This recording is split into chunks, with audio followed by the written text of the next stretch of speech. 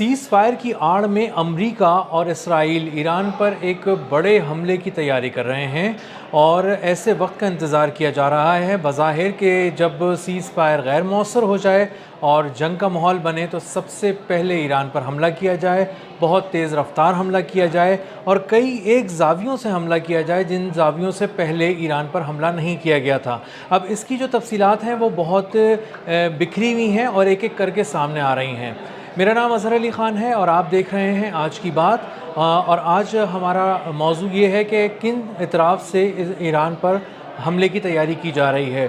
سب سے پہلے جو اپنا ڈیفنس پوسچر ہے وہ چینج کر رہا ہے امریکہ، مطلب کہ ڈیفنس کی جو اس کی دفاع کی جو صلاحیت تھی اس کو پہلے اس نے ایک طرف رکھا ہوا تھا اور مشرق وسطیٰ میں زیادہ تر اس نے کسی ایک جگہ کے اوپر اپنے بہت سے ریڈارز، بہت ساری آنکھیں، بہت سارا سرویلنس کا نظام ایک طرف رکھا تھا۔ وہیں پہ اس نے اپنی تھاڈ بیٹریز بھی رکھی ہوئی تھیں اور پیٹریوٹ کا جو میزائل سسٹم تھا وہ بھی رکھا ہوا تھا۔ یہ دنیا کا سب سے مہنگا دفاعی نظام ہے جس میں اگر کسی صورت میں دشمن حملہ کرے تو یہ بہت تیز رفتاری سے اس پہ جھپٹتے ہیں۔ تھاڈ جو ہے وہ اونچائی پہ آنے والے بیلسٹک میزائلز وغیرہ کو ان سب چیزوں کو تباہ کر سکتا ہے، اور جو پیٹریوٹس ہیں وہ ذرا لو الٹیٹیوڈ میں آنے والے جو آبجیکٹس ہیں ان کو نشانہ بناتا ہے۔ تو ان دونوں طرح کے جو ڈیفنس سسٹم ہیں ان کو اب امریکہ اپنی ری پوزیشن کر رہا ہے، ان کی پوزیشنز کو چینج کر رہا ہے، اور اب بتایا یہ جا رہا ہے کہ چائنیز سیٹلائٹس میں کے کچھ امیجز سامنے آئے ہیں جس سے پتہ چلا ہے کہ ایران امریکہ کی ان پوزیشنز کو بہت ہی باریک بینی سے دیکھ رہا تھا، تصویری طور پہ اس کو سامنے رکھ کے پڑھ رہا تھا کہ کس طرح اگر کسی جگہ نشانہ بنانا ہے تھاڈ کو، پیٹریوٹس کو، تو وہ کیسے نشانہ بنایا جائے گا۔ ان تمام پورے خطے میں مشرق وسطیٰ میں جہاں جہاں اس کے پیٹریوٹ سسٹم اور تھاڈ سسٹم تھے وہاں پر جب سے یہ سیٹلائٹ امیجز سامنے آئی ہیں امریکہ نے اس کو ری پوزیشن کرنے کا، اس کو ہٹانے کا، بکھیر کے رکھنے کا فیصلہ کیا ہے، اور اب اس نے اپنا تھاڈ اور پیٹریوٹ کا کوئی ایک بڑا حصہ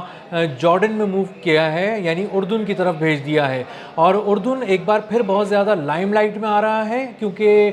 آنے والے دنوں میں بتایا جا رہا ہے کہ اردن جو ہے وہ ایک بہت ہی اہم مقام ہو سکتا ہے ایران پر حملے کی وجہ سے۔ اردن میں اگر یہ تھاڈ اور پیٹریوٹ کا سسٹم اگر شفٹ کیا جاتا ہے تو اس سے ایک فائدہ یہ ہوگا کہ مشرق وسطیٰ میں کسی ایک ہی مقام پر ایران آسانی سے امریکہ کو دبوچ نہیں سکے گا۔ جس طرح ایران کو بہت انڈر ایسٹیمیٹ کیا تھا امریکہ نے، اور جب جنگ شروع ہوئی تو پہلے ہی 2-4 روز کے اندر ایران نے پہلے خود کچھ زخم سہے اور اس کے بعد 3-4 روز کے اندر ہی جو قیامت ڈھا دی پورے مشرق وسطیٰ میں۔ امریکہ کا مقصد یہ ہے کہ وہ اپنے جو دفاعی نظام ہے اس کو بکھیر کے رکھنا چاہتا ہے اس پورے ریجن کے اندر، کیونکہ وہ پہلے ایک غلطی کر چکا ہے مشرق وسطیٰ میں۔ اس کے قدم اسی لیے اکھڑے تھے کہ اس نے ایران کو انڈر ایسٹیمیٹ کیا تھا، اور جنگ کے شروع میں جب ایران نے ایک بہت بڑا زخم 1-2 روز میں سہ لیا تو اس نے جب جوابی وار کرنے شروع کیے تو وہ بہت ہی پریسائز تھے، درستگی کے ساتھ تھے، اور بہت ہی تیز رفتار حملے تھے، اور وہ تمام امریکہ کے دل پر حملے تھے۔ اور مشرق وسطیٰ میں جو اس کے قدم تھے، جو اس کی امریکی بیسز تھیں جہاں پہ اس کا سرویلنس کا نظام تھا، ریڈار کا نظام تھا، وہ جڑ سے تباہ کر دیا، اور اس کے بعد امریکہ بالکل بھی اپنے قدموں پر کھڑا نہیں ہو سکا اور ایران پر بہت تیزی سے وار نہیں کر سکا، اور 40 روز کے اندر اندر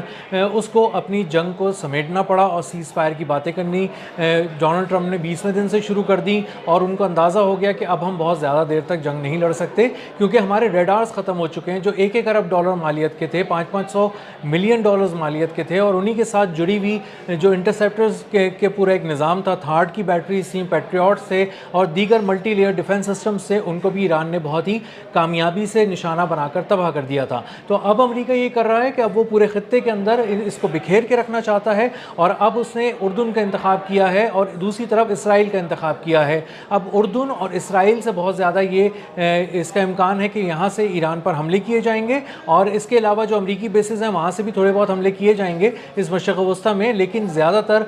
جارڈن سے، اردن سے اور اسرائیل سے حملے کیے جائیں گے۔ اس کا ایک ثبوت تو یہ ہے کہ جارڈن انہوں نے تھاڈ بیٹریز کو موو کیا ہے، پیٹریوٹس کے پورے نظام کو وہاں پر موو کیا ہے۔ اسی کے ساتھ ساتھ پینٹاگون نے 3200 پیٹریوٹ میزائلز کے آرڈر دے دیے ہیں جو 700% زیادہ ہیں 2026 کے مقابلے میں، اور اس سے اندازہ ہوتا ہے کہ کس طرح وہ تیزی سے اپنا جو ہدف ہے اس کی طرف بڑھ رہے ہیں۔ اب اگر یہ میزائل ان کو فوری طور پہ مل جاتے ہیں تو یہ بھی اس ساری جنگ کا حصہ بن سکتے ہیں۔ دوسری طرف جو اسرائیل ہے وہاں پر ہم نے دیکھا کہ پچھلے کچھ دنوں میں امریکہ نے اپنے F-16 وہاں پر تعینات کیے، اور جارڈن میں بھی تعینات کیے، اردن میں بھی۔ ان دو طرف سے اپنے آپ کو فضائی طور پہ بھی اپنے آپ کو مضبوط کیا امریکہ نے، اور اس سے بہت زیادہ ایک میپ جو بن کے سامنے آ رہا ہے وہ یہ آ رہا ہے کہ اردن سے اور اسرائیل سے امریکہ ایک بڑا حملہ ایران کی طرف کر سکتا ہے۔ دوسری طرف اسرائیل کی بات کریں تو اسرائیل نے ابھی حال ہی میں چند روز پہلے $200 ملین کے جو میونیشنز ہیں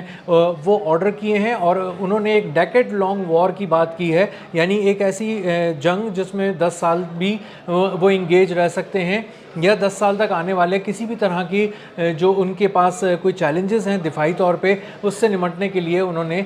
$20 کروڑ کے میونیشنز لیے ہیں، یعنی اس میں راکٹس ہیں، اس میں ڈرونز ہیں اور دیگر چیزیں ہیں، بہت سے آبجیکٹس ہیں جو فوجی مقاصد کے لیے استعمال ہوتے ہیں اور ان پہ حملے کے لیے ہو سکتے ہیں۔ اور بظاہر ایران کے سوا اس وقت دور دور تک اسرائیل کا کسی کے ساتھ لڑنے کا کوئی نظر نہیں آ رہا، یا تو لبنان میں اس کی لڑائی ہو رہی ہے یا ایران میں اس کی لڑائی ہو رہی تھی، اور اگر اس کو کسی جگہ سے کسی درجے کی بھی کوئی تھریٹ محسوس ہوتی ہے تو وہ یہی دو مقامات ہیں، اور انہی کے لیے اس نے $200 ملین کے میونیشنز آرڈر کیے ہیں۔ تو اب جو سلسلہ بن رہا ہے وہ یہ بھی بن رہا ہے کہ جو بین گورین ان کا ایئرپورٹ ہے اسرائیل کا، وہاں پہ بھی جو بہت سارے ٹینکرز ہیں کے سی جو ماڈل کے امریکہ کے، وہ بھی وہاں پہ پہنچے ہیں اور بہت سی فوٹیجز میں نظر آ رہے ہیں، اور اس کا مطلب یہ ہے کہ ایک وار ہے جس کی تیاری کی جا رہی ہے کہ اگر کسی طرح سے سیز فائر کو ناکام ہوتا دیکھیں یا سیز فائر مؤثر نہ رہے تو پھر حملہ کیا جائے، مختلف زاویوں سے کیا جائے، بہت شدت کے ساتھ کیا جائے، اور وہ بہت تیزی سے کیا جائے، اور ایران کو سنبھلنے کا موقع نہ دیا جائے۔ اور اسی طرح انہوں نے جب یہ زمین اور فضا طے کر لیے ہیں تو سمندر کی طرف سے بھی ان کی تیاری کافی زیادہ ہو گئی ہے، اور اب آبنائے ہرمز کے قریب ایک بہت بڑا ناکہ انہوں نے لگایا ہوا ہے، وہاں پہ ان کے وارشپس موجود ہیں۔ اسی کے ساتھ ساتھ جو H.W. بش ان کا ایک بحری بیڑا ہے امریکہ کا، وہ بھی جوائن کر رہا ہے امریکی فورسز کو یہ خلیج فارس میں، اور بہت جلد وہ اس کا حصہ بن جائے گا، اور اندازہ یہ ہوتا ہے کہ یہ سمندروں میں بھی اپنی شدت کو امریکہ بڑھانے والا ہے، اور اسی کے ساتھ ساتھ زمینی طور پہ بھی جو اس کے نظام ہیں ان کو بھی مضبوط کر رہا ہے۔ اب جو اندازہ یہ ہوتا ہے کہ جہاں پہ بھی امریکہ نظر رکھ رہا ہے وہ بہت ہی گہری ہے۔ اسی کے ساتھ ساتھ جیسی اس کو یہ انٹیلیجنس اطلاعات موصول ہوئیں اور وہ تصاویر موصول ہوئیں جن میں چائنیز سیٹلائٹ سے تھاڈ اور پیٹریوٹ کی تصویریں لی گئی تھیں مختلف بیسس پہ، تو اس کے بعد سے امریکہ نے یہ طے کیا کہ ہم اس کو بکھیر دیتے ہیں اور اس کو اردن کی طرف بھی لے جاتے ہیں۔ تو اب جب ہم نے اتنا اردن کا نام نہیں سن رہے تھے اس پوری جنگ میں، اور وہ کسی جگہ اس پہ حملے ایک آدھ ہوئے تھے، لیکن وہ بہت زیادہ ایکٹیولی اس کے اندر انوالو نہیں لگ رہا تھا، اب اردن کی زمین پہ بھی ایران پر حملے متوقع ہیں، اور اس امکان کو آپ بالکل بھی مسترد نہیں کر سکتے۔ اور اگر اس طرف سے کوئی حملہ ہوتا ہے تو دوسری طرف سے اسرائیل پہ بھی